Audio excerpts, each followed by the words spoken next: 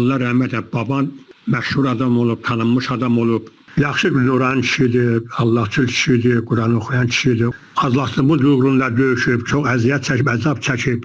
Müharibədə iştirak edib, cəmiyyətin yolunda, xalqının yolunda vuruşub, böyük şücaətlər göstərib. Kənddə də onun adına həmişə yaxşılığa layiq sözlər danışırlar. Onun yaxşılıq olması barədə, mülayim olmağı barədə, qayğıkeş olmağı barədə. Elə bir adamın nəvəsi də belə olar. Sağ ol ki, sən də onun yolunu davam etdirsən, xeyirxah qayğıkeşlik edirsən, yaxşı işlərlə məşğulsan.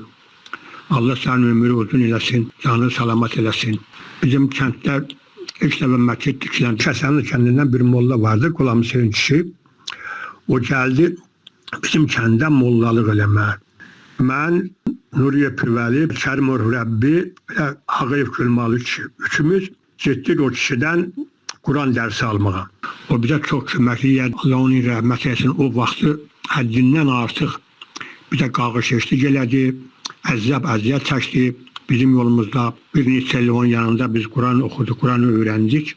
Hələ də indi də həmin o Quranı oxumağımızın böyük savabı hamısı o rəhmətli Qulam Hüseyin kişiyə gəlir. Hüzurlərdə, məsələn, kəndimizin hüzurlərində Quran oxuyuruq, düz oxuyuruq, cəmaat məclisində, hüzur məclislərində öz əlimizdən gələni köməklik edirik. Allah sənin ömrü uzun eləsin, canını salamat eləsin, işlərində yeni uğurlar arzulayıram. Sağ ol, minnətdarım.